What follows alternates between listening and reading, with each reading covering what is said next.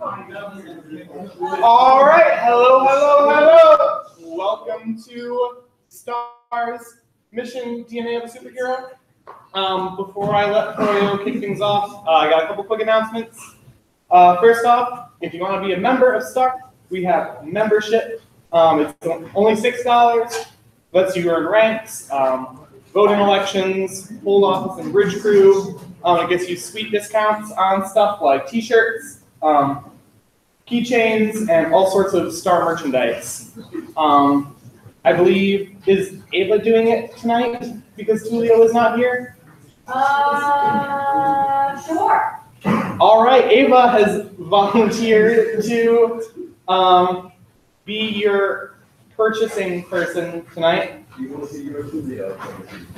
Yep. Also, if there are other things you wish to buy, we have magical sodas over here. Only $1. All the proceeds go to the International Bipolar Foundation. Magic, why are you selling them in sci-fi? Oh, because magic. Okay, I got this. Because magic is just science to an unsophisticated mind. Anyway, but our big event is coming up. We have StarFest coming up really soon. StarFest, the biggest convention that has to do with sci-fi on RIT. We have all sorts of cool events like lightsaber duels, which Cameron is going to tell us about now. All right, everybody, this is a staple of StarFest. It's been going on for quite some time, and we even had a little bit of a show a little bit early on in the year where we taught people how to lightsaber duel from a professional fencing coach. And so if you guys are excited to try out the skills that you learned there, then we have lightsaber duels set up during StarFest where you and one of your closest friends / most distant enemies can both wield our special plastic lightsabers and just go to town on each other within reason. And it's a great time. And in case you missed our tutorial the first time around, we are going to have another one at StarFest. So pick up some great new skills and then try them out on the metaphorical battlefield. So you can get your tickets today at today's mission in person if you're a member. You can get a discount, or you can buy them online at starfest.ritstar.com. They are. Tickets are $10 for non-members. That's pre-sale tickets are $10 for non-members, or if you buy them online. But if you are here and you are a paid STAR member, tickets are $8. Yeah. So, but one of the other big things we have at StarFest is the Cantina. And to prepare for that, we have an event coming up this Thursday. Zachary, would you like to advertise this? Sure. So, at the Cantina, there is music playing that you can rhythmically move to, also known by students as dancing. But not everyone knows how to dance. And even if you know how to dance, you might not know such futuristic moves as the Falcon in Flight or the trash compactor, as seen by famous dancer and also maybe some other things, Han Solo, in the critically acclaimed Star Wars Connect, or other dances by future alternate timeline societies like the Inklings from Splatoon. If you want to learn dances like that, as well as normal human dances that work with a lot of human songs, this Thursday, right downstairs in the Fireside Lounge, a bunch of STAR people and maybe some other guests will be there to teach you these various more memey and more normal human dances that you can then use to impress people with your skills at the Cantina. Yes, Vincent? What if you have work on Thursday or just never could get the hang of Thursdays? If you cannot get the hang of Thursdays, you could, unfortunately, the STAR event is only that day. RIT's Ballroom Dance Club does meet right after STAR on Mondays, and RIT's Swing Dance Club meets after the event that we have on Thursdays, which is usually even further outside work hours. So if 5:45 is too early for you, but 8 p.m. isn't, you could go to the RIT Swing Dance Club. Also, if you find out you like dancing a lot after you come to the Cantina workshop, you could just then stay in the SAU and go to Swing Dance Club. So that's going to be a great time. Should all show up there. It's going to be fantastic. But if those aren't your speed, or if they are, we have a few committees that you might want to join if you want to broaden your horizons and help STAR run. We have a PR committee where we'll make fancy posters, images, videos, all sorts of stuff to help advertise the club. You can earn PR points, which you can exchange for cool prizes like t-shirts and movie tickets. There's book club, which is reading. It should be on the slideshow. I forgot the name. The Naked Sun. The Naked Sun. All right, You caught me unaware. so they're still reading The Naked Sun by Isaac Asimov, and that meets at 6:30 right outside. It's going to be before next week's mission. There's also Webmaster Committee, which isn't meeting this week. Am I right, Zach? Correct. First and third Thursday. Yep. Come on. It meets next Thursday, not this Thursday. You can get experience if you know how to code, or if you don't, you can learn and help out. It helps keep STAR on the web, helps keep us really up to date and fancy. It's really cool. If you want to get in on that, just join join the Webmaster channel on Slack, which is our chat platform where you can talk about all sorts of nerdy stuff. If you want to go on that, you can find that at ritstar.slack.com. Now, without further ado, I bring it over to our mission runner, who has a mission to run. Hello, today I am Dr. Nebula. Alex Crow is in a trash compactor. Oh, darn it. He's in charge of things. No, he's not. You know that. Wait, then who's running Gamer Subcommittee at StarFest? I am now.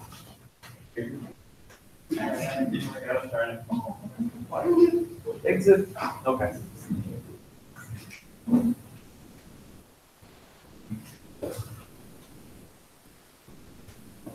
Now then, welcome to my research of superheroes.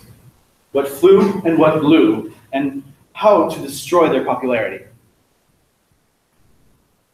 You may not know me, but I am Dr. Nebula, and I'm here to destroy Starfest. Get out of here. I'd rather you Why do you think I've infiltrated the game room? It is mine to conquer now. Right. Will it still be fun? What kind of art is there planned for you? Every good villain declares their plan. Have you looked at Dr. Doofenshmirtz? I'd model myself after him. Doofenshmirtz. You have a jingle? Not yet. Okay. Not even Miss Star could stop me now. Anyways, there are a few spoilers that we'll have during this mission. Most notably about the early years of a lot of superheroes. And so, if you do not want those spoiled for you, then I'm sorry. Well, I will give proper warning as to who we're talking about next, and you can adequately leave the room and meet your doom. These are just some of the topics we'll be talking about. There's a clarification. It says DNA of a superhero for the mission title. However, we will be talking about also anti-heroes, villains, and villains who transitioned over because of their popularity. So in order to preface this, we need to go down the timeline of comics history. Comics is a very stormy and unexpected history in our time. We start off at the golden age of comics, where Stan Lee and Jack Kirby and the heads of DC managed to create a nice little market for themselves, where they set up a publishing shop for comic books, and most heroes' powers ran on magic. A good example of this is, if you didn't know, the Green Lantern actually ran on magic before he ran on space science. Going over to the Silver Age and the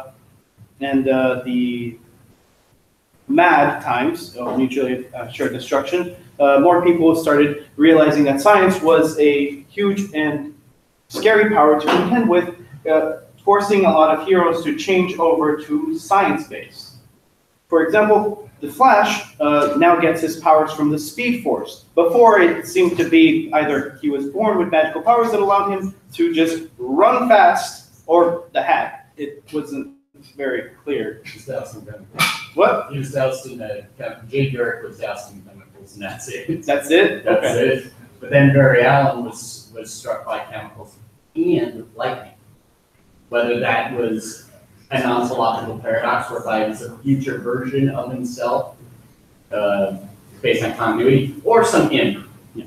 But, And then leaving the 70s and reaching through to the 80s, we have the age of Marvel, where Marvel pretty much set itself up as a pop culture icon with characters like Spider-Man, Spider-Man, X-Men, and the Hulk just being staples a lot of the time. Which then leads over into the Dark Age of comics, what a lot of people refer to as the Bronze Age, where there was a lot of angst and edginess but pumped into comics, to the point where comic sales continued to fall, to the point where certain marketing tactics had to be employed for the crash of comics to happen, where a lot of #1 comic books were sold in an attempt to get collectors to hang on to them. In fact, they were sold with already in plastic and everything, just ready to be collected. And then we have our modern times where we just have, 18 MCU movies and 5 DC movies. And, the ratio of what's good to what's not good is kind of weird there. Let's start off with, by the way, if you guys have an interesting storyline of what you thought made the character more interesting or less interesting, feel free to chime in. Just raise your hand and I'll point to you, all right?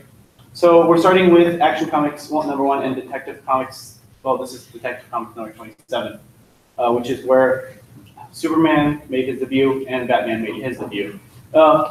He pretty much has kept his design pretty consistent throughout the years. And a lot of the reasons that people liked him back in the day was that he took his fear of bats and turned it into strength, into fighting crime, turning it into a symbol. He's never given, yes? What about that time he wore blue and it was a little more cheerful?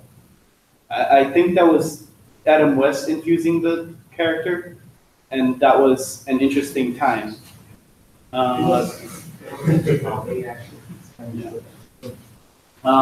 And we also have Superman, the alien protector of Earth, all-powerful.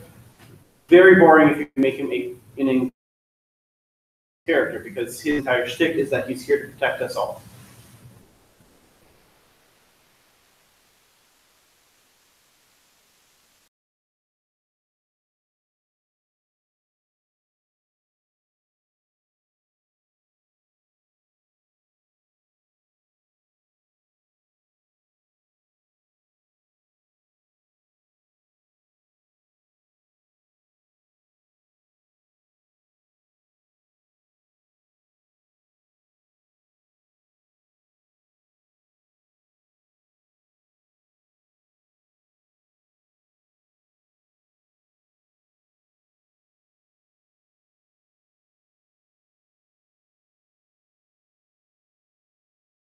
It's questionable because apparently Detective Comics strips complete outlines and almost traces around pages from the shadow.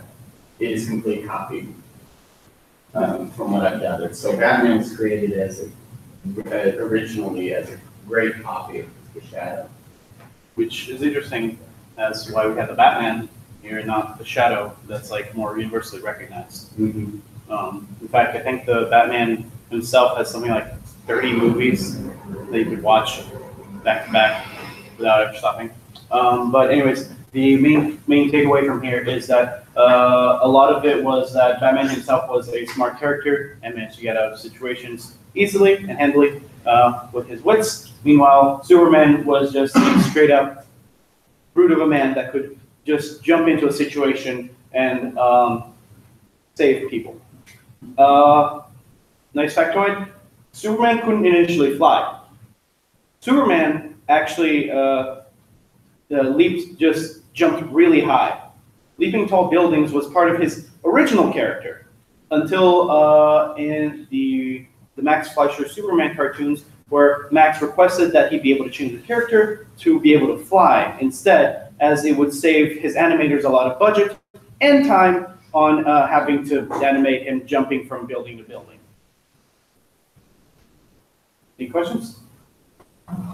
Yes. This is interesting, like if you look at how Superman started, he actually, if you compare him to where he's been throughout his entire history, he actually started off fairly weak in terms of like power and like ability.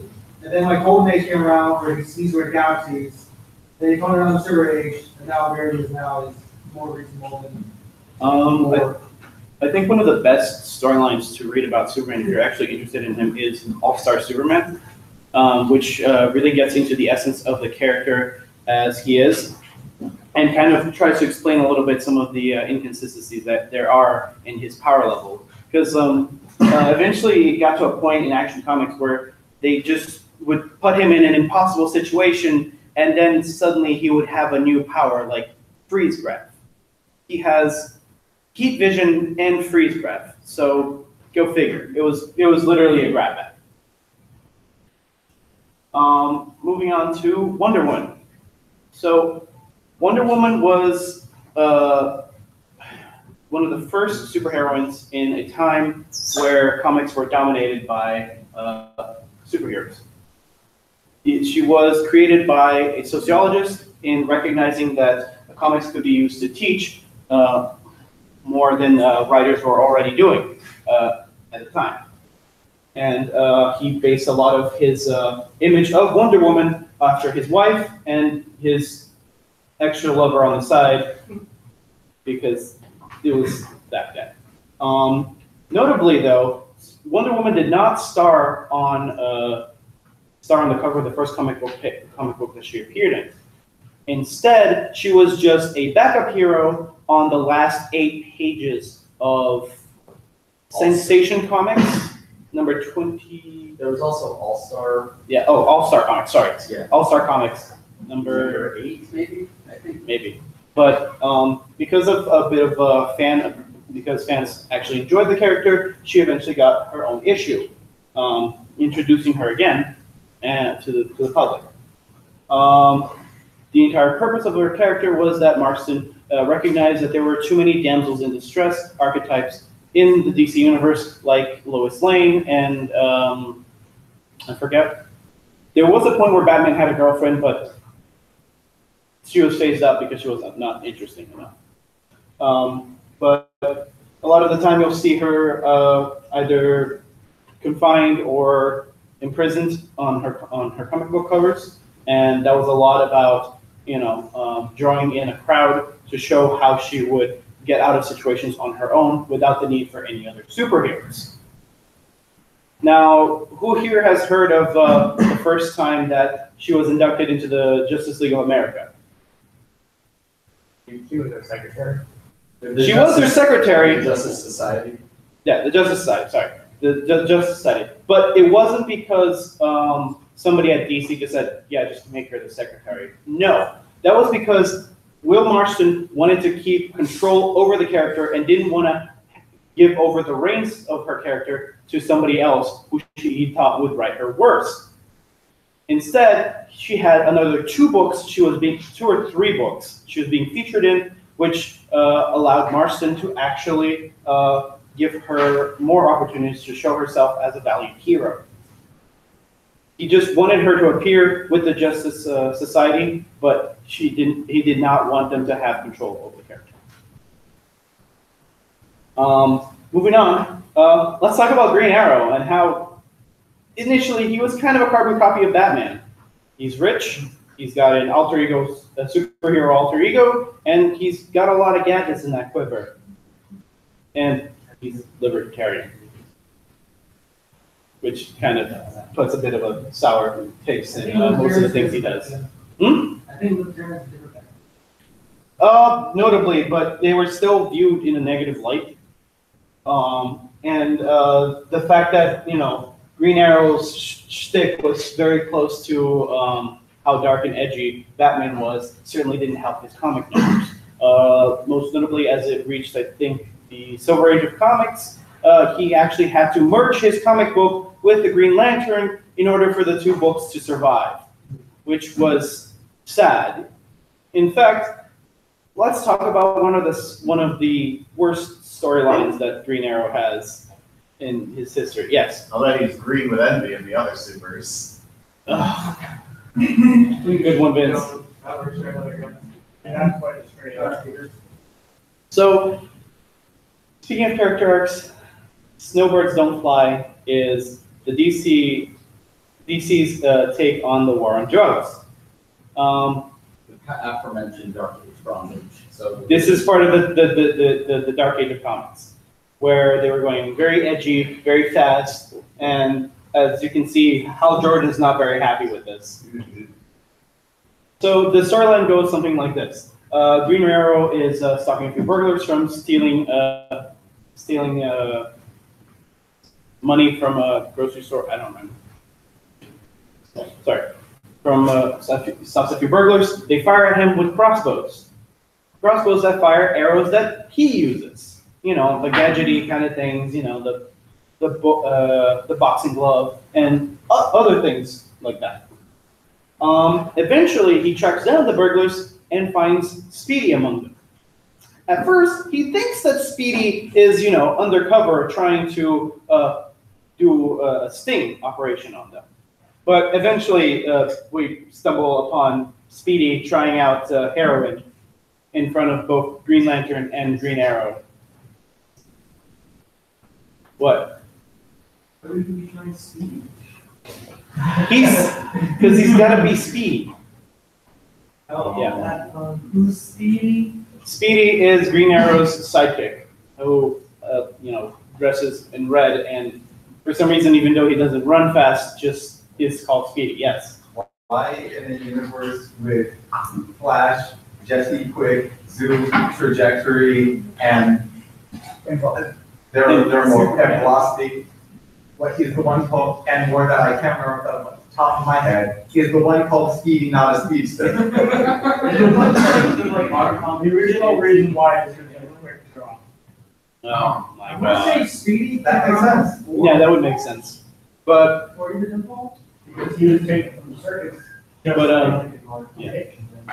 But continuing off of the storyline, Oliver Queen decides that the best remedy for Speedy is to beat him up into submission, into quitting heroin cold turkey. When was this written? This was the Dark Age of Comics in the 90s. 90s? Yeah. I would think. Or the later 80s. No, 8 or later, sorry. 8 or later. Winners later. don't use drugs. Yeah, because this was going off Go to of hell before you die. this is going off of the start on the war on drugs, and DC decided to get in on that because they wanted to be on the good side of the government, on the government's good side. And the storyline ends with Speedy effectively quitting heroin, but everyone he knew who from his addiction all died of an overdose the same night because of course they would. It was just a bad thought they had that night. Apparently. Anyways, you can thank Very highly coordinated. Ronald Reagan for this storyline. Moving on to modern DC. Modern DC in the past few years has decided to take all of their storylines and try to bring them under one roof. Also notable, since Watchmen came out, the DC bought them out and decided to add the Watchmen mythos to the DC universe. And I know some people in the audience have an issue with that. And rightly so, as initially Watchmen was supposed to be a criticism of where DC was going with their heroes. But, no. So it is like too pretty. So is the criticizing it became too pretty? Yes, that Watchmen was supposed to be a criticism of the action genre. I can comment more on that. Yeah, go ahead, sir. Watchmen was created near the very end of the Silver Age because things were pretty more dark and gritty. And But, and Alan Moore created is more like a critique of like, this is what superheroes would be like, so like, yeah. But when the comic got stupid popular, both Marvel and DC went, wait, people want dark and gritty, right? So the problem didn't happen because Watchmen was published, which is kind of like a weird. Yeah. I don't know. There was also Frank Miller's The Dark Knight Returns. Right, Yeah, but It's sold. Watchmen definitely pushed the bronze Yes. more public. Definitely sold. And nowadays we had the Universe Rebirth that used Flashpoint again to try and fix things. And for example, brought back I forgot what his name was. Wally West. They brought back Wally West through it, and to give Flash a message about the converging universes. And at the end of DC Universe Rebirth #1, Batman finds the comedian's pin with a single drop of blood on it, because of course he would. A comedian died. No, wait, what? That's what the blood mark means. Yeah. It means a comedian died. Yeah, the comedian died. It is a very genuine attempt to try and bring the stories down to one universe and to try to rein in all the weird things that they've just spun off into alternate universes. I mean, for God's sake, there was a universe where Batman didn't become Batman until he got a Green Lantern ring. Yes. Which doesn't make much sense. That's awesome. What are you talking about? That's awesome. Yes. So is it gonna be in this? So is it gonna be in the same universe as Warner Brothers, like how Marvel is in like Disney now? I don't think so. I'm pretty sure that Warner Brothers is trying to keep the comics universe on its own, along with the cinematic universe on its own, and the TV show universes on its own. And I hate that I have to, point out how many different universes there are in this. But at the same time, at least it doesn't have an asinine name like the MCU does, which is like Earth 99999. Earth 1999999. Yeah, see, I couldn't even remember the one. I do recommend a few comics under this, which the Batman storyline under Rebirth is talking about is a lot about Batman chasing down 3 different Jokers, of which he doesn't know which the real one is. Which can be interesting because the Jokers are based on the, let's see, Mark Hamill's interpretation in the animated series. They're more so different ages of the Joker. Yeah. One is from Batman #1, Batman and Robin #1. Yeah. The second one is is around the time of the Killing Joke, which is once again the dark, which is what we've dubbed the Bronze. And then the latest one is the Scott Snyder Joker, which was responsible for Endgame and the death of the Venom.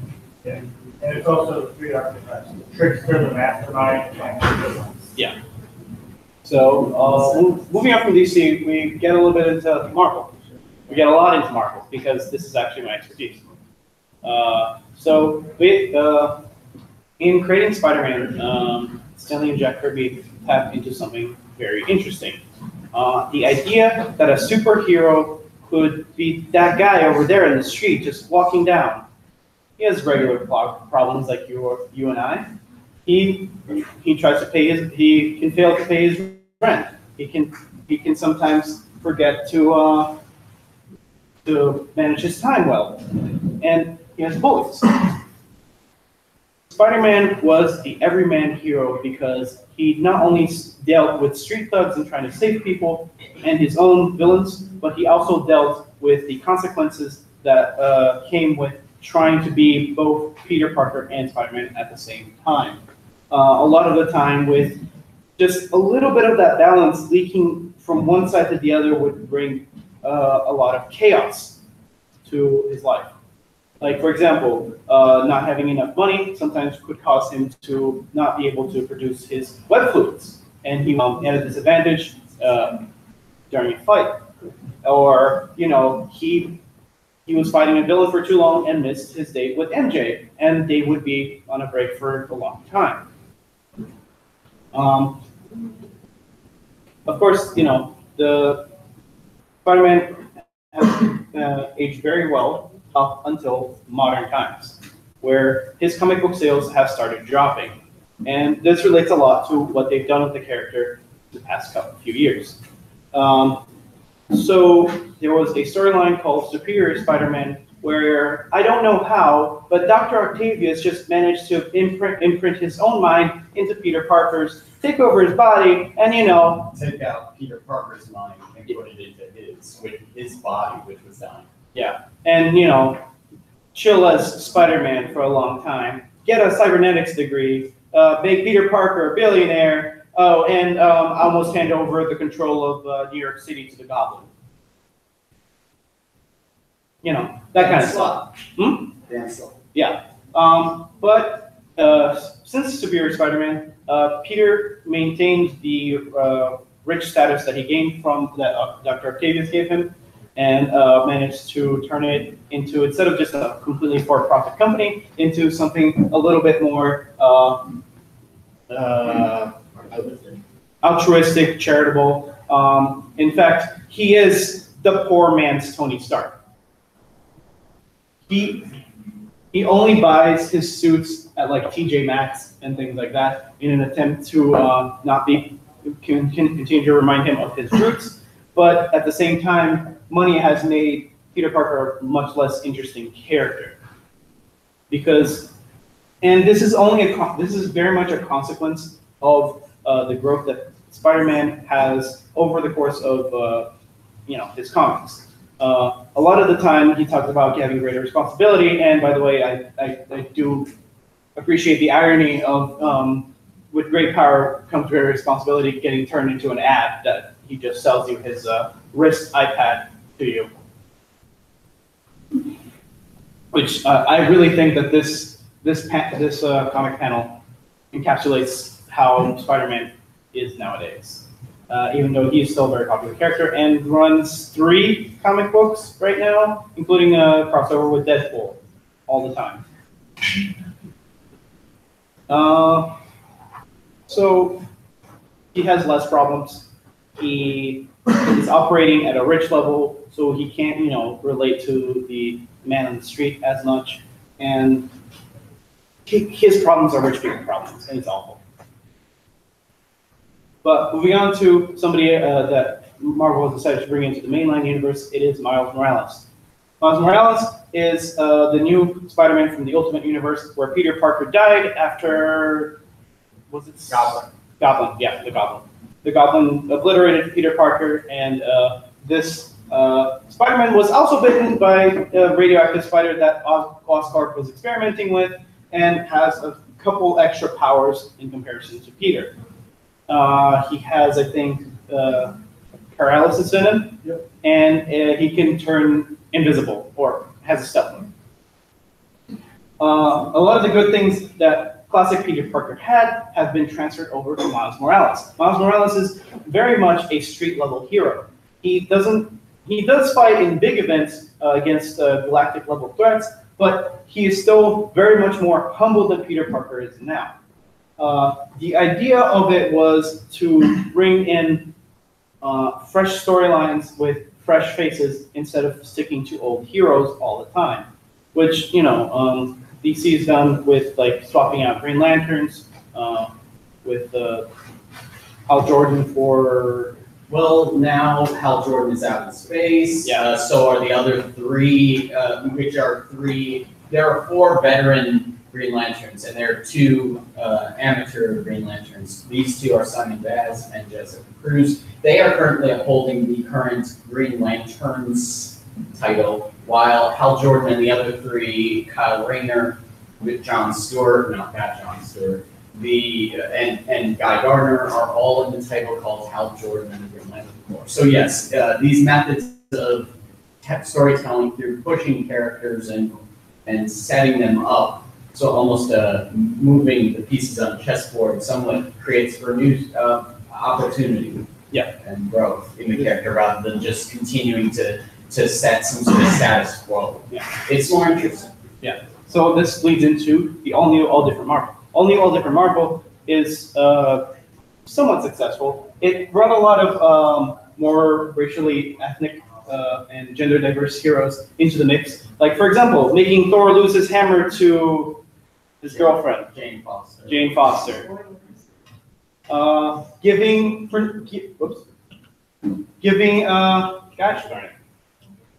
Doctor Strange an axe. That's very diverse. Making Doctor Strange less of a pacifist by giving him an axe that lets him fight people better, I think.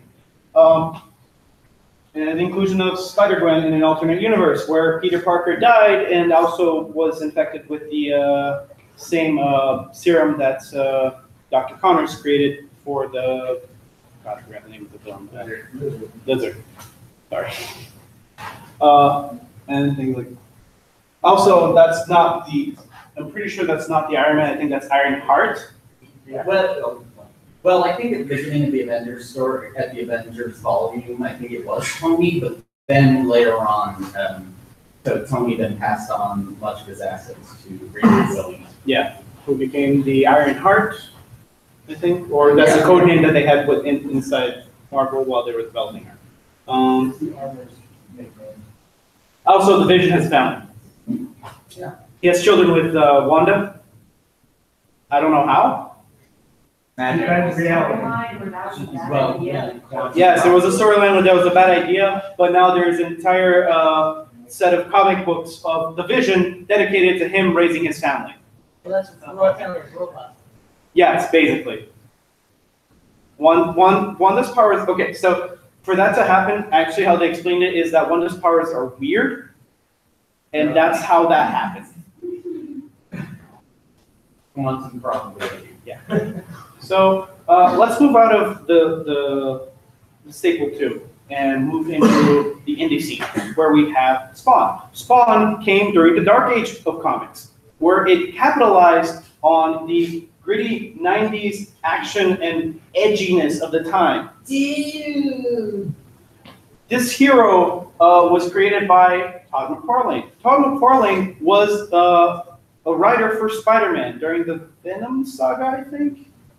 Yeah, the Venom saga. Yeah, I think so. Which is where a lot of the inspiration of Spawn comes from, whereas his powers come from a symbiotic demonic suit that he wears and he has to make a pact with in order to use. At the same time, a lot of his powers have a time limit. It brought the concept that a hero wasn't all powerful all the time into question, and that, you know, he had limits. In fact, a lot of the time he would simply kill his opponents with guns and swords and explosives. Yeah, he was Spawn's origin story is that he was a special forces commando who just kicked ass a lot of the time, and A contract ended, he was taken out, and thus then made a deal, not with a specific team, and then had the 7th leave the House of K find it. by the way, the more the comic goes on, the edgier his costume gets. The more spikes and the more ripped his cloak gets. And that's not like the writers and the artists trying to make him look edgier. No, that's actually part of his character. Because anytime he comes close to being deep but survives, then his suit morphs again and becomes edgier so that it's more powerful. Yeah, I know. I mean, his cloak turns into chains when he wants to, for God's sake. It is very useful, but at the same time, my God, this is like the poster boy of like emo hero. It was the 90s. It was the 90s. It was a different time. Image Comics is still trying to bring back Spawn into it. What? There's a reason I said earlier that when Watchmen happened, everyone strike the dark edgy. Yeah, exactly. But this sold really, really well, and it showed that indie comics do have a place in the market. And the movie was, yeah. Yeah, like he got a movie from how popular he was. That's insane. Yeah. Yeah, that's where action can go on now. It's super popular, actually. Yeah. So speaking of inspiration, let's talk about The Clone Trio. All right. So most people should know this. So Deadpool is based on Deathstroke, right? It's a parody of Deathstroke. It's a lot less serious, but they were both introduced as villains, even though Wade Wilson eventually transitioned to more of an anti-hero for hire. But seriously, they're not even trying when they introduce Red Tool in a Harley Quinn comic book. When people were very specifically shipping Harley Quinn and Deadpool.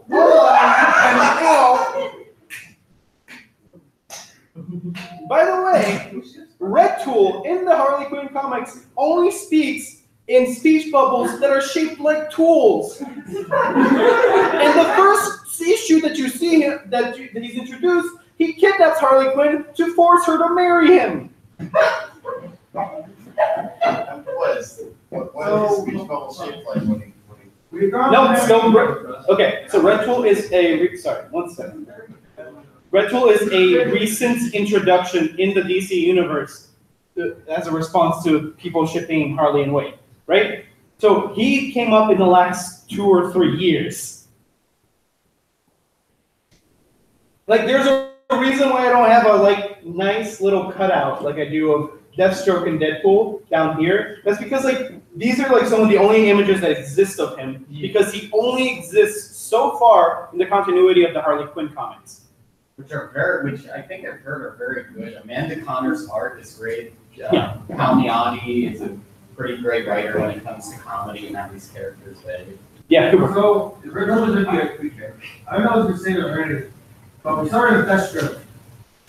Then we decided to parody him with Deadpool. DC wanted to parody Deadpool with Red Tool. Yes, we've come full circle from where we started. So are we going to get a more parody of Red Tool?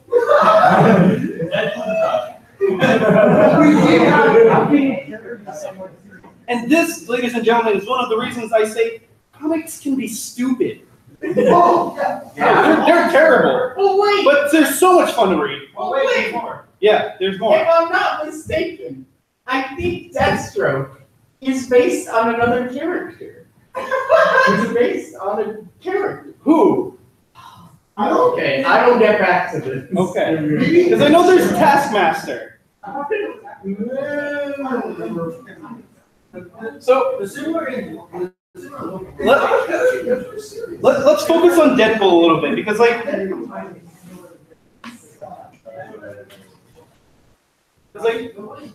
character popularity is a very huge driving force in the comics industry. If it sells, my God, will they make comic book issues for you to buy of that character. They will put him as a cameo in every single other issue just to get you to buy those other books.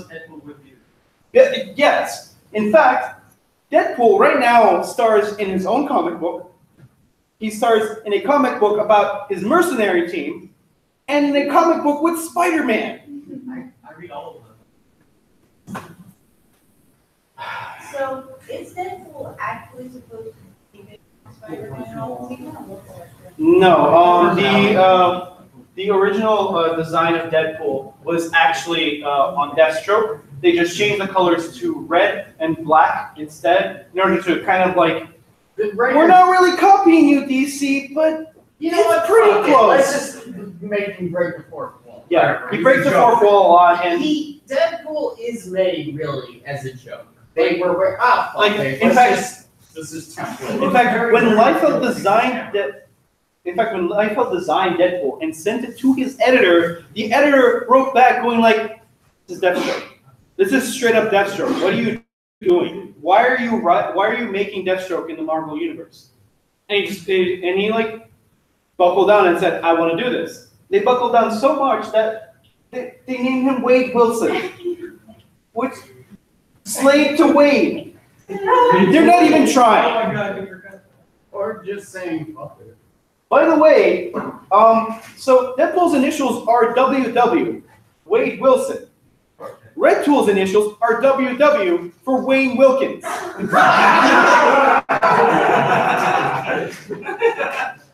It's ridiculous. All right, so focusing on Deadpool a little bit more. So he debuted in the Marvel Age, where the X-Men were very, very popular in the New Mutants. He, due to his popularity of sassy comebacks and just being able to hold a fight with the X-Men while also being somewhat interesting, lended him a lot of popularity among comic readers.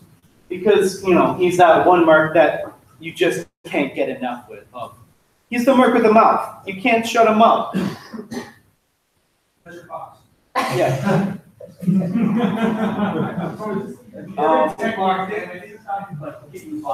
Currently in the, yes, sorry. No, go ahead. But the other thing about Deadpool is that Deadpool chose Ryan Reynolds, it wasn't the other way around. Because when Ryan Reynolds, no. In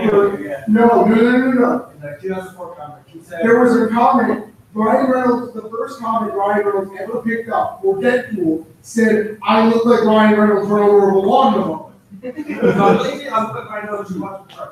Something like that. No, Deadpool, the first comic made a Ryan Reynolds say, I look like Ryan Reynolds, and Ryan Reynolds said, this is me.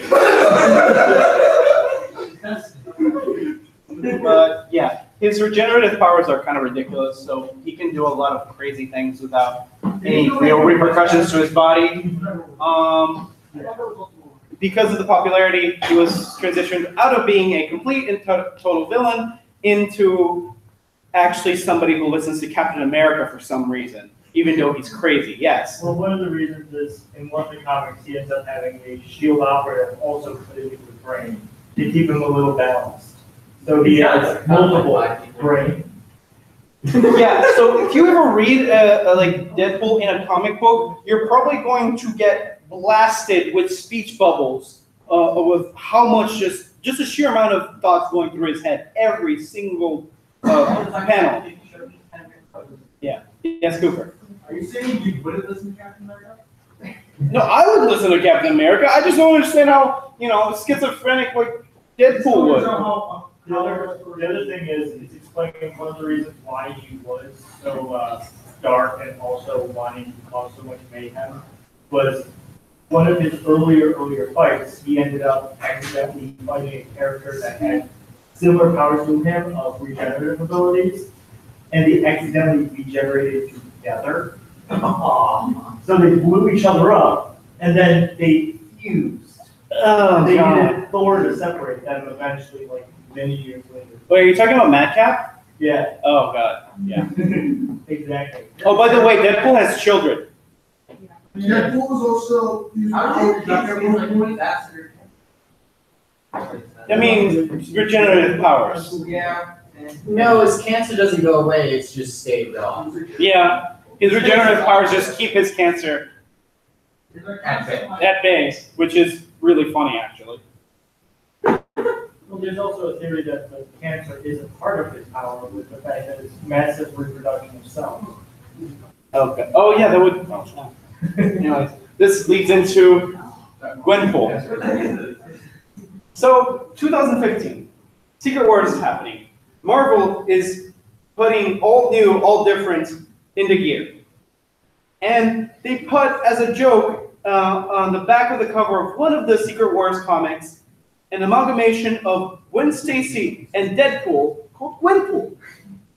I like the art. Yeah. The art is actually really pretty, really colorful, and the comic book is hilarious. What made it so popular? The fact that it took Deadpool's zany fourth wall breakage to the next level. So you know how Deadpool manages to refer to himself as being a character in a comic book, and usually sometimes talks directly to the audience? Gwen's a comic book nerd, so yeah. Gwen read comic books, so she knows every hero's weakness, every hero's secret identity, and that she can probably what she can get away with and what she can't get away with in a comic. Yes, Joe. She's also played the Marvel video games that can beat characters that he's in the comic book. Yes. All right, let me read this up. It's really interesting because she's like, oh, I have knowledge of comic books. Let me just become a mercenary like Deadpool. And by the way, she does fight Deadpool at one point. How does that go? badly.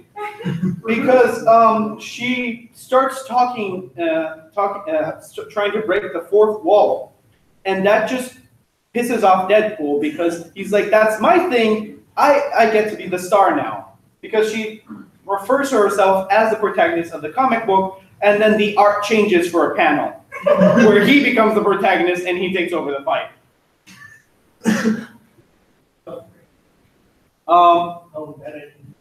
This is literally an experiment in comics of how meta can you go to the point where, does anybody mind spoilers? No, I don't read.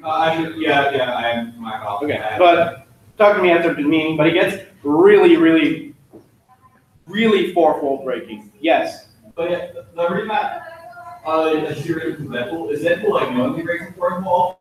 She just assumes that because she's in the comic world, someone's reading. She doesn't see the audience. She doesn't like perceive the audience is there. She just assumes that they're there. So she has inner monologues and hopes that someone's reading them. Yeah. That's sort of adorable. Yeah, that is. Not to mention also a lot of her assumptions of the comic books universe end in death for a lot of her friends, to the point where her best friend Cecil is a ghost for pretty much the entire arc. That's not a spoiler. He does in the first issue. Yeah, he does in the first issue and becomes a ghost. Read it. It's a lot of fun, and it's like a good commentary on comic books themselves. So speaking of heroes who transitioned due to popularity, let's talk about Harley Quinn and Killer Frost. Harley Quinn did not debut in a comic book. Harley Quinn debuted because the writers of Batman the Animated Series thought it would be very weird for Mark Hamill's Joker to pop out of a cake, but then they still animated him popping out of a cake. Yes. And so Harley Quinn was born. Harley Quinn is Dr. Harleen Quinzel, and a psychiatrist from Arkham Asylum who tried to treat the Joker. In trying to treat the Joker, she fell for his sociopathy and donned clown makeup and a Harlequin costume. Yes. Contrary to what Suicide Squad said last year, they're very one-sided relationship. Oh yeah.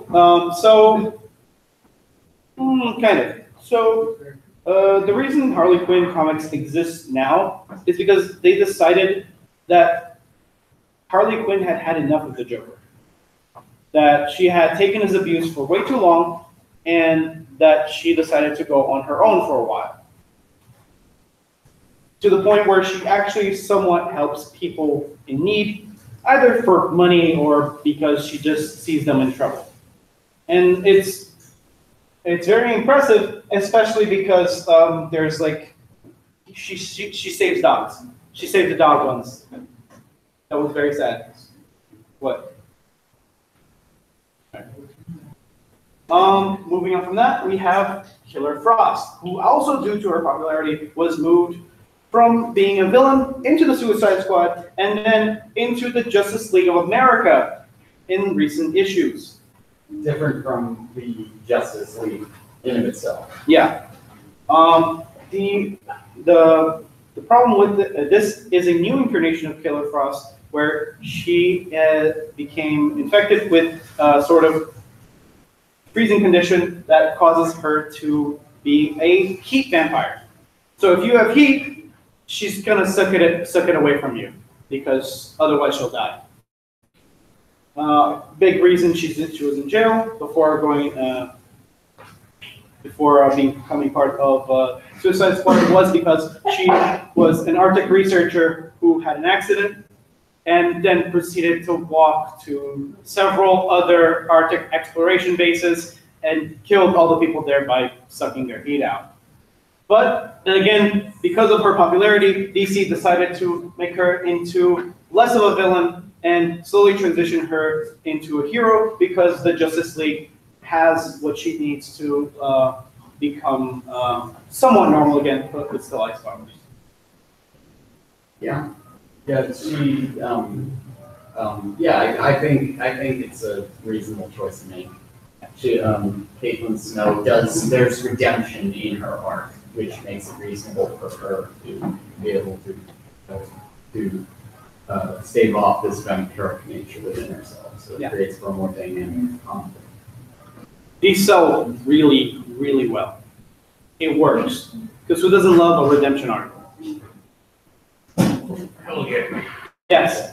You don't want Grant Ward redemption arcs, do you?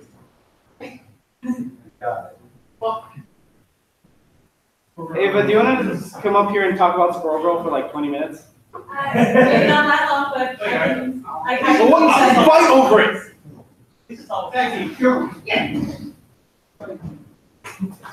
Yes. Sparkle's wonderful.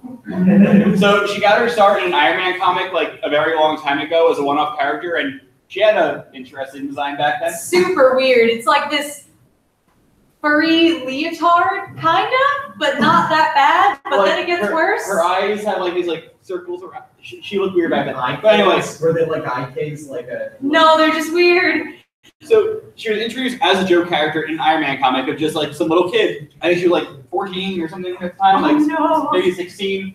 She was like a young teenager, high school student.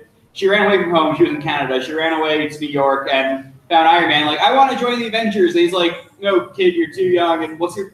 And she pestered him. She's like, okay, so what's your power? I talk to squirrels. And she's like, no, kid, go away. And then Dr. Doom attacks, and they end up on a ship, and he's trying to take care of her, and her and her squirrels end up defeating Dr. Doom. He's confounded. The squirrels chew through the wires on his ship, so it crashes, and the squirrels just keep flying at him, like so many of them, that every time he peels them off, and like more on him before he can attack. Confound these wretched rodents. For every one I fling away, a dozen more vex me. Like, yeah, every time one goes away, he just has more, so he can't focus on anything else. He's just focusing on the squirrel. And in the meantime, the other squirrels are chewing through the wires on the ship until it crashes. No. Does she have 2 sets of ears, or are those fake ears? Those are fake ears. Okay. So the tail is real. yeah, Squirrel Girl has all the powers of a squirrel, all the powers of a girl. So her tail is real.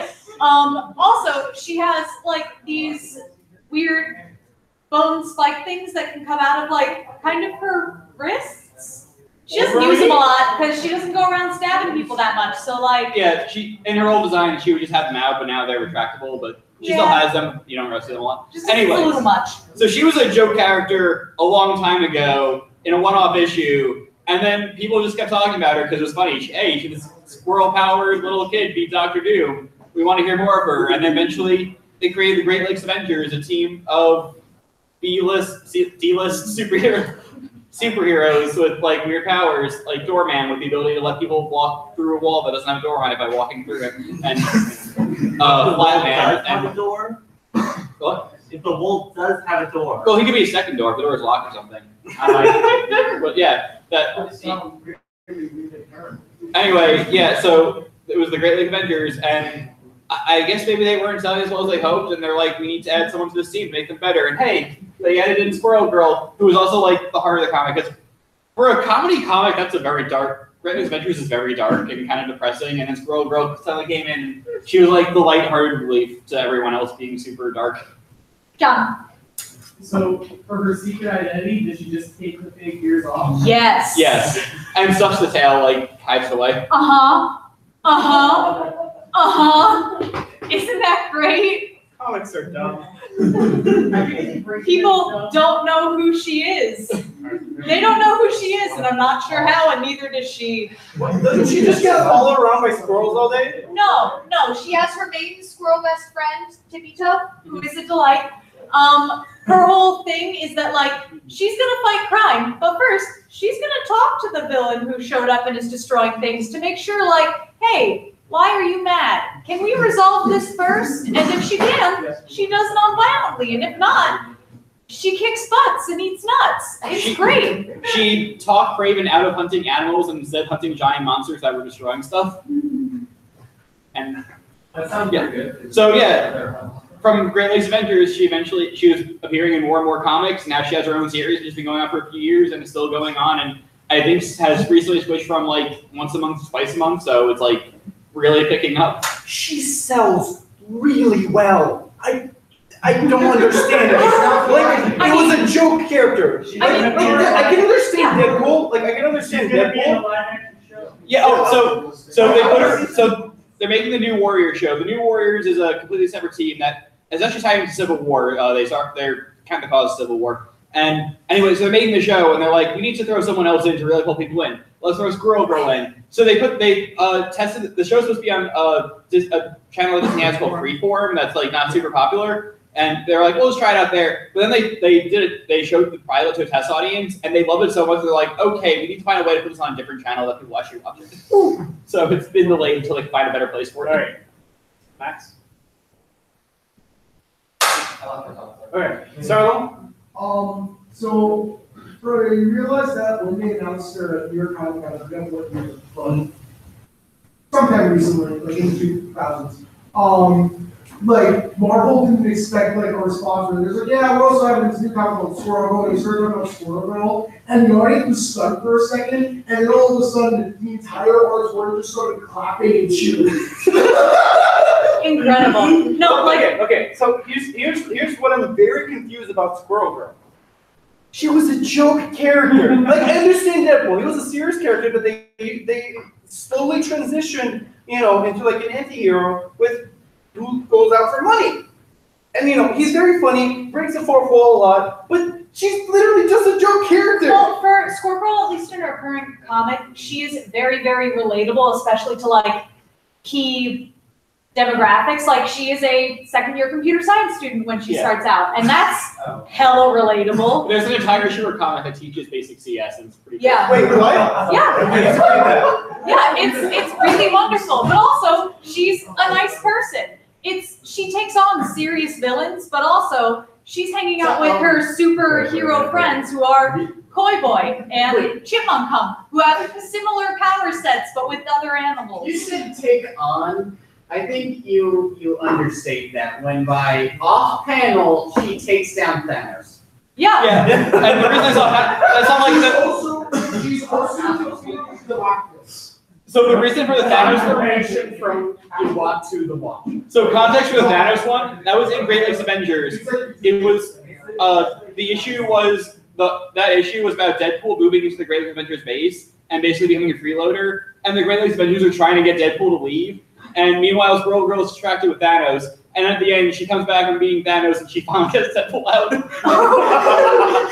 Yes, Zachary. I just wanted to also throw in that Squirrel Girl, it doesn't hurt that she is one of the most active Marvel characters on a Twitter that is maintained in character. Yeah, and among other things, she helped Joe and some other Star members and myself settle a debate over how Tony Stark codes. Yeah, she is very responsive if you like tweet like fun questions at her, and we'll retweet like any cosplay or squirrel fact or. And if you're curious, in answer to the for the programmers in the room, in answer to the camel case versus snake case argument was kebab case in a programming language that he made needlessly complicated. In case anyone was curious, Dr. Doom has his own coding language. It's obnoxious. It's just the word Doom. How do you write any syntax into just Doom? I'm smart enough to do Different ways of spelling Doom. Also, since Deadpool is a mentor of the Great Lakes Avengers and by extension Squirrel Girl, she carries around supervillain cards with info on them made by Deadpool. They're so great. Alright, yes, Max? Is it really common when we get into this day and age having characters like her who's just sort of like people want nowadays? Yeah. I mean, I like having a character that is relatable who I can cosplay. Alright, so the thing is that so Squirrel Girl really hit like a sweet spot of relatable character. She's funny. And she has a funny story that like any fan can go back to of her origins. So it's like Deadpool's introduction was pretty serious. Gwenpool is also a good example of this because she wasn't serious from the get-go. She was a joke. She was just like a little joke drawing they put on the back of a cover and then fleshed out into an actual 25-issue run. And then, Squirrel Girl just happened. Doesn't she like beat any villain as long as it's off screen? She's the unbeatable Squirrel Girl. Most of them aren't off screen. People like go to Vanish to the off screen one, and they think that most of them are off screen. No, she straight up beats villains on in the panel. Like you see how she does it, and usually it's just by talking them out of it. Yeah. How does she beat Thanos? That's the only one that's off panel. Yeah, we don't know. She just comes back and she's beating did? Thanos. It watches the Watcher does it. Oh yeah. When she beats Thanos, the Watcher is there to confirm that that was actually Thanos, not a clone, not a hologram, nothing else. Wait. Was it the Watcher that she went on a date with, or? I don't think so. No, I'm just imagining like Stan Lee showing up and be like, yeah, that's Thanos.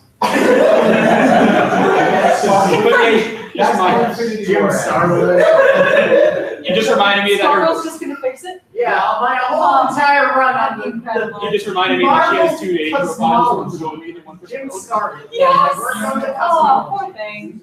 Yes. How much money do the Squirrel movies are produced? a ton. No. The economy would break. That's okay. She has a graphic novel also, like that ties into her comic series, and it's Squirrel Girl beats up the Marvel Universe, like as a parody of Deadpool kills the Marvel Universe. But she doesn't personally do it. There's a clone of her that goes around beating them up, and she's trying to stop the clone as it beats up literally every character in the Marvel Universe. How did you beat them up? You like being like different types of skulls and different persons. I mean, she is physically stronger than average. She can also jump very far because that's a squirrel thing. There are a surprising number of squirrel things that, when translated into humans, is superpowers. Yeah. She glides like a flying squirrel. Now she can. She didn't originally, but she has a new costume that has the wings built onto it that she can glide. Her friends are also really cool, and one of her friends has a cat. Yeah, the cat has an entire issue. That's how I got it. But yes, this has been Squirrel Girl. Comics are dumb. I think that was fun though. They're fun though. Yeah, that's fair enough. So let's okay. So the last 2 parts of this presentation are, I didn't have enough time to make a slide for it, and also I want to talk about the MCU versus the DCCU. I know it's an unfortunate conversation that we have to have, but it's here. Let's talk about why Marvel works most of the time, while DC works. Yes, you can see that I ran out of ideas. 1 out of 5 ain't bad. I mean, the DC doesn't really look it's supposed to be DCE. Is it? Oh my god. I looked online for like what they call it a lot. You both depending on where you look, or they're transitioning toward the. Yeah, they're transitioning toward EU. Like, in fact, like the past year, they've been switching over from their like, what do you call that? They're peeling D into a C into this logo to be more reminiscent of their old logo, and like finding this was kind of hard. I don't know why, but so a lot of At least you use what was here rather than just the first one you found. yeah. So, Marvel has 18 movies out right now. Most of them are pretty good. Most of them are pretty good. They've managed to turn the Guardians of the Galaxy into A-list heroes. Because of the MCU, Guardians of the Galaxy comics started selling again. They know that you can't just be edgy all the time, and you can't keep the stakes high too much. Yeah. Yes. It's kind of interesting, like, big spoilers for Thor Ragnarok, I guess. Like, Thor Ragnarok arguably had the highest stakes of any Marvel movie, but also among, like, the funniest. It is like that comedy. It's like, it's. Yeah, no. A lot of it was comedy, and it had higher stakes than the original Avengers, honestly. Bobby? Plus, it's also another way to kind of make it even more of a big thing. It's not just the 18 films, but all of the shows.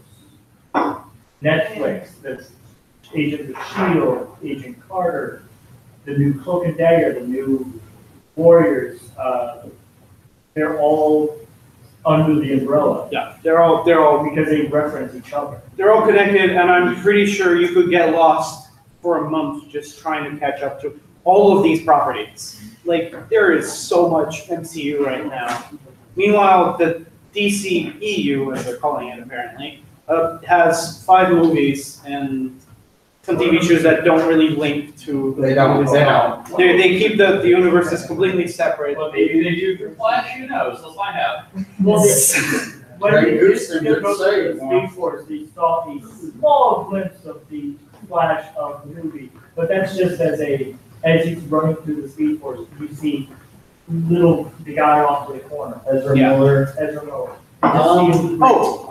Quick factoid about Thor Ragnarok. What Taika Waititi was really excited about learning how to 3D render and like how to 3D design a prop because he wanted to put it into the movie. So he designed a box with wings. The executives didn't want to let him put it into the movie, so he paid one of the graphic artists in the movie to put it in for like $100. If you look at the box, it looks awful. It's literally like a Chinese box with wings. In Thor Ragnarok, when Thor and Loki just exit the elevator and they play out the hostage situation, as they're moving forward after knocking out the guards, you can see very clearly in the back this bulky box ship that just doesn't look like it could fly. They turned into a ship. No, it was a spaceship that Taika Waititi tried to design, but it looks awful. Yeah. Yes. So, I mean, like, talk a little bit why, like, on a fundamental level, why DC, like, not fundamental, but production level, why DC is weird with it. And it has to actually do with Disney and Marvel's relationship versus DC and Warner Brothers. Marvel was bought relatively recently, all things considered, like, 10 years ago. Like, which isn't, like, it's a while ago, but it's not, like, yeah, it's not huge. So when they bought it, they were already thinking of we're turning into a massive Marvel studio, and like Black Panther and Infinity War, while not like at the exact same time, they were kind of in parallel, at least the second half of Black Panther and Endgame. Yeah. DC though, because it even owns its 80s at least, I think 80s, wherever the original Batman movie was. Warner Brothers just views DC as a property. Yeah. And DC, at least, I don't know if it's still changed, but at the time Man of Steel and when they were talking about Suicide Squad and Batman vs Superman, only had one studio. Yeah. So they could only make one movie at a time. So that's why they go, oh man, we're gonna unify Batman and Superman in one movie. Because they're trying to catch up to Marvel when. Yeah. I think there's an issue with the producers in Warner Brothers, and what you see compounded onto that definitely is an issue. Producers just yearning for it. What we see as Marvel movies and DC movies are separate. They are in themselves properties. The Marvel Studios is separate from the Marvel publication, which makes sense considering that when Marvel was attempting to build its Earth 199999 universe, the CEO of Marvel was not made with, still the CEO today, Isaac Perlmutter, was trying to manipulate it in a terrible way, and thus he and Kevin Feige did not get along very well with each other. So then Marvel Studios separated from Marvel Publications, while now Warner Brothers still treats DC as just, okay, let's just take what you have created with these books and let's just try to then have these producers, these writers, these directors, and then just throw them onto the screen rather than, Wonder Woman is good. Yes, definitely. Yeah. Kind of proving DC still doesn't know how to do film stuff. I don't know if it's still happening, but there was a rumor that Justice League did poorly, which it didn't do great, so it's in on there. Was received poorly, is what I was getting at. They were gonna Flashpoint it. So his first standalone movie might actually be Flashpoint. It is Flashpoint. They announced it. They announced it. Okay. This is like, to me, this is a running joke of whenever DC thinks they've done a bad, they'll go to Flash and go like, please change it. Go back and change it. Change everything to Wonder Woman. Change everything.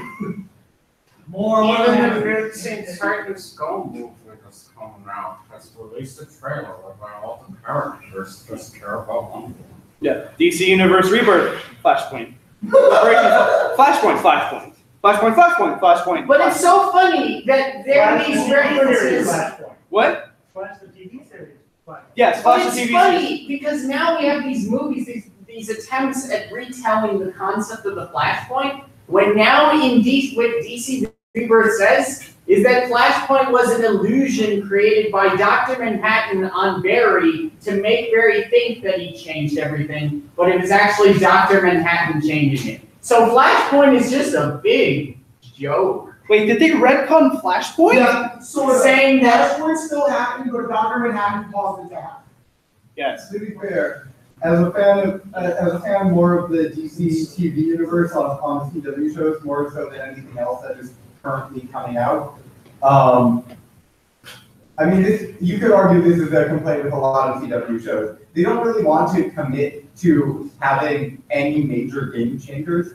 So they pretty much retcon Flashpoint by within an episode of it happening. Yeah. So that's your other end of the spectrum from Flashpoint fixes everything. They're like, all right, we're going to do Flashpoint, and we're going to change up a bunch of stuff to make, like the fact that we just acquired the rights to Supergirl, and we're starting 2 more spin-off series works again. Now, actually, we're just going to retcon that Flashpoint ever happened. Yeah. So that's badly curated. You can actually see a lot more how edginess in the movies doesn't work very well. If you watch the second Thor movie, Thor: The Dark World, it tried to take itself very seriously, and it kind of ended up with a half-baked story that just needed to set up the ether as one of the Infinity Stones. Thor wasn't very funny himself in that movie. The cast tried to be quirky funny, with the renowned astronomist, forgot his name, just run one. Astronomer. Was it astronomist or astronomer? It's astrologist. Astrologist. No, it's not. The astronomer, the astronomer that you meet in the first Thor movie, walking around naked in Stonehenge, which doesn't make sense at all. It's a metaphor. M. Night Shyamalan's Eric Selvig. background. They make. Wait, what? I just said it's a metaphor. Says M. Night Shyamalan in the background. Oh my god. But yeah, so. And then compare it to Thor Ragnarok. Thor Ragnarok has very serious undertones. Like, Asgard is. Wait. Has anybody here not seen Thor Ragnarok? Yeah, it's not Thor Ragnarok. You mind spoilers? Yes. No? Okay. Asgard's gone. It actually managed to somewhat change the status quo. It has higher stakes like both Avengers movies. Like much more so than the first one than the second one. But it's like the straight up comedy movie about it. Yeah. It's just like. So supposedly a lot of the inspiration behind what Taika Waititi did with the movie was that he finds the random chance of life really, really funny. And he wanted to incorporate that into the movie, into more coincidences and, just characters that you would find in space and, just try to have a conversation. Opposed to, like, you're saying in space as opposed to being naturally grounded in Norse mythology. Yeah. Okay. Like, if you'll notice, if you read Thor comics, a lot of the time they don't actually happen on Asgard. They actually happen in some far-off planet in space where Thor is beating the shit out of something, and it's weird and it's kooky and it's cool. Yeah. I thought Thor Ragnarok was when they were told they had to make this movie called Thor Ragnarok, but they really wanted to make a movie out of Planet Hulk. Yeah, I actually know why it's like this. I'm gonna go with John first because he's had his hand for a long time, and then I'm gonna go to you, Sarlo. So, from what you had said earlier, to even watch the movie, Asgard isn't gone. It was just the friends we made along the way. Yeah. You got me. When they first showed the title card in Ragnarok, and you look at the women actors go, that's like 30s Marvel movie, whatever the hell it was. Ragnarok's logo was made of stone and very reminiscent of like what the actual comics represent. Yeah. Of the off-pilot card. Apparently what happened right after Ultron, no, Civil War, well, Ultron actually is Ragnarok. Yeah. Chris Hemsworth said to Kevin Feige, like, listen, I respect you a lot. I can't be this serious anymore. I like really a comedian, and that's where I want to go with you. Can I please play a comedic role? And they said, okay, take me one. Okay. If you watch interviews with Taika Waititi, just talking about Thor Ragnarok, he just does not take his job seriously at all, and he will say anything that is on his mind. Like there's a part where he's like explaining the scene where Thor and Loki are going up in the elevator, and he'll just straight up start drawing on it and be like, yes, we had to digitally reduce Chris Hemsworth's muscles because they were too big and uncharacteristically large. The fact that he is Korg. Yes, he is also Korg. If you did not know, Taika Waititi voices Korg, and a lot of Korg's lines are just improv from Taika Waititi. Korg is not like that in comic book. No, he's not. It's actually the whole opposite. It's But it made it better. It made it so much better. All right, Joe? Also, for the reason the Black Hulk sub is there is because Hulk is, the movie rights to Hulk are partially owned by Universal. And so the deal with Marvel is you can use the character, you can't give him his own movie, so they have to put in this Hulk storyline that they want to do in other people's movies. Well, it's not that they can't give him own, it just has to be distributed by. Yeah. Yeah. So, would you? Yes. One of the most wholesome things ever is in Thor Ragnarok, like during production. What? They made one of the Marvel partners with the Bush Foundation. A lot of kids go, I want to be on the set of a Marvel movie. Very freaking common thing for kids to want. So there was a kid on set talking to Chris Hemsworth right before like he goes out and meets Hulk. Yeah. And the kid like I forget what the original line was, but it was going to be something like more aggressive and screaming yes. And he was like, you should say he's my friend from work. And Chris Hemsworth was like, you know what, I'll be back. And no one knew he was here to change the line. So when he screamed yes, like everyone's like, what is he doing?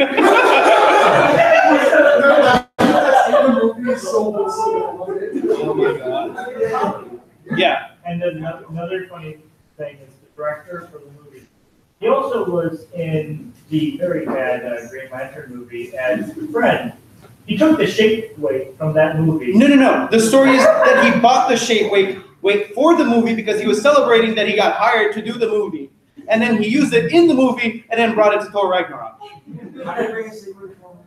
Shape weight. Shake weight. They were sitting at the executioner's pile of stuff and executioner. And then he like picks it up and he's just using it and it's just like really awkward for a second. Well, he's also got Des and Troy, so.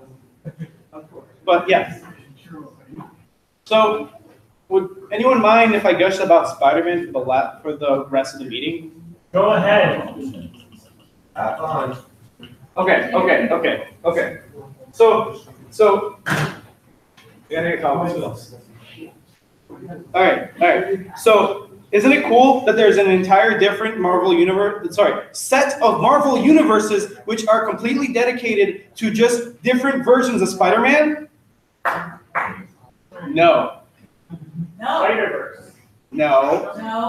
What are you doing here? Don't be evil.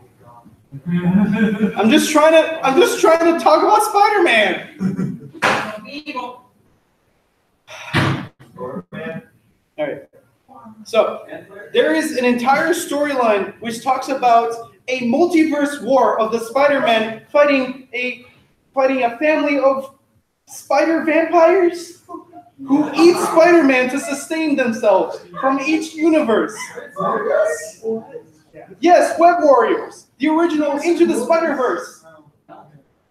Yes, Vince. Are they from the planet Spider? No, they're from the first universe, the oldest universe, and this universe apparently goes round in time. Because as the storyline explains, this family it always exists in every Spider-Man timeline. At some point, they will just start moving through the universes to defeat and consume Spider-Man. Then this includes the Japanese Ninja Spider-Man, the LA Noir Spider-Man, the Shotoon Spider-Man, Spider-Man Noir. Oh my God, Spider-Gwen. There's a shit ton of Spider-Man just off of this one arc, and it's also nobody saw that. I'm just basically wearing a Spider-Man shirt right now. Yes. You forgot something about emo Spider. Yes, actually though. Actually, he does show up in Web Warriors by reference, not on screen, not on comic panels.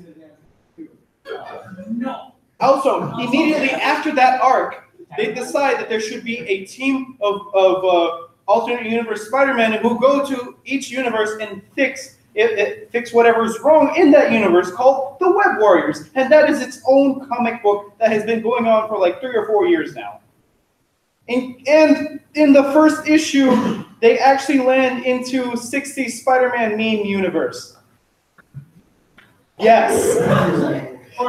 There is an entire panel dedicated to Spider-Gwen crashing through a window, saying, and having a conversation with this Spider-Man just sitting behind the desk. It's like, what are you doing? Electro's out there. Why don't you fight him? I was like, I don't want to. And then she asks, actually, what are you doing under that desk? And then it cuts off there. Yes. Animated movies come out later this year? Yeah. Yes. Spider-Man Into the Spider-Verse, which is the main character is Miles Morales as Spider-Man, and it is going to actually introduce the Spider-Verse to everyone that hasn't read the comic books. There's also a British Spider-Man, by the way. Yeah. And he's just, I think, called Captain Britain or something like that. Spider-Man, no. Spider-Man UK. It's ridiculous. Yeah. Have you seen the little teaser for Venom? Yes. Oh, actually, this reminds me. The Spider-Verse arc has one of the most ridiculous alternate universes in all of Marvel history. It's not the meme universe. More ridiculous than Duckworld? Yes. It's the alternate universe where everyone but Uncle Ben died.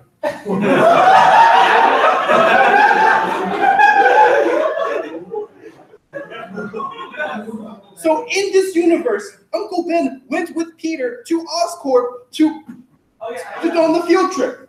He got bitten, and then Uncle Ben was the one who got bitten by the radioactive spider.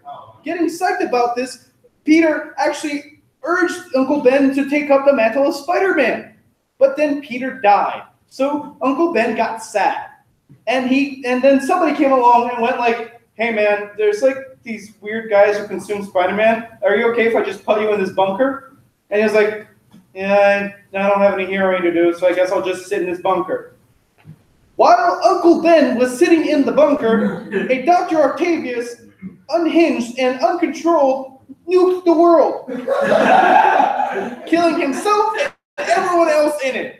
In fact, when they first go into this universe, the mainline Spider-Man, Peter Parker, notes that they can't stay out there long and that they have to go somewhere with shelter. And guess where they go but the bunker with Uncle Ben. I think reverse. No, I still have like another 20 minutes I can talk about Spider-Man. Do you have any question about Spider-Man? I will answer them. Are you aware of one more day? No, they fixed that. They fixed One More Day. Okay, one more day. Okay, One More Day is the storyline. Blame Isaac Perlmutter. Okay, it's the storyline where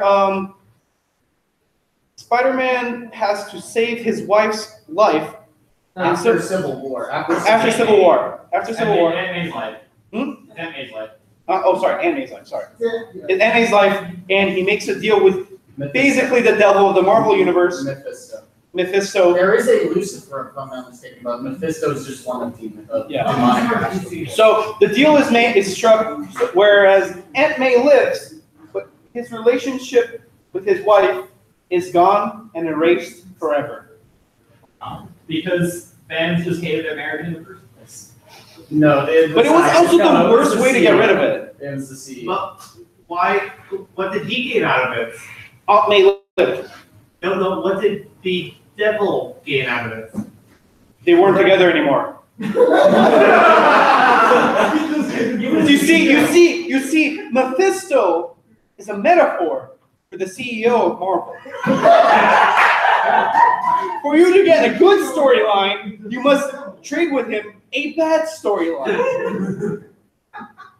He's a xenophobic, Muslim American who became big just because he was once on the board during the 90s. And he's an ally of Donald Trump. And he rarely has any pictures of himself anywhere because he's so reclusive. This reminds me, there was one time where Spider-Man turned into a giant spider. This is the storyline where Peter Parker met with the Spider Queen, and she caused him to mutate. And so he turned into a giant spider, right? The giant spider died, and he was born from himself again. And this was because of the Sam Raimi Spider-Man movies. If you know anything about the Sam Raimi Spider-Man movies, is that he has organic web shooters, right? Yeah. The entirety of that plot line was just to make it normal that in the comic books, Spider-Man had organic web shooters. They turned him into a giant spider just to justify Sam Raimi. That's not right. And now I'm going to hijack the meeting for evil. I mean, Please do not. Yeah. No, but evil must answer this man. You can rewrite genes on the fly. You could cure cancer with that. Why are you turning people into dinosaurs? Because I like dinosaurs. That is fair, but do not do that. Oh shit.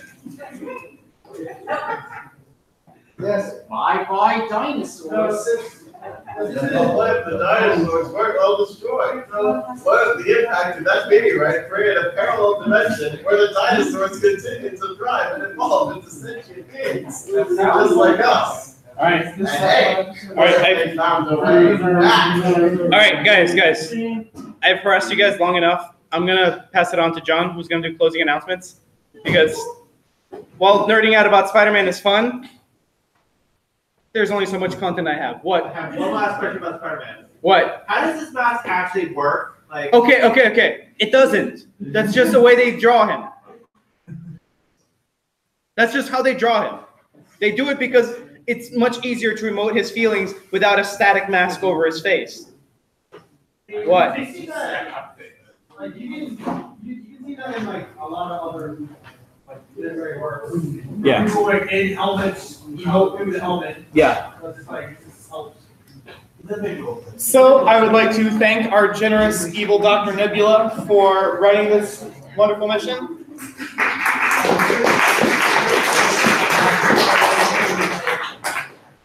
A couple of quick closing comments before I send you guys on your way. If you want to buy Starfest tickets, membership, or any Star merch, you can go see Ava. If you still want to volunteer for Starfest, they haven't, the volunteer application has closed, but if you still want to volunteer, because 2 hours or more gets you free admission, just talk to me and I will get you signed up. If you want to talk to us, join Slack at ritstar.slack.com. If you're postering with us, be sure to pick up our posters at the front here. Thank you and good night. Also, if anybody wants any, I have 3 calendars from my store that closed down. Huh? Nerdy ones? Oh yes, they are all nerdy ones, including here's Spider-Man. Thank you.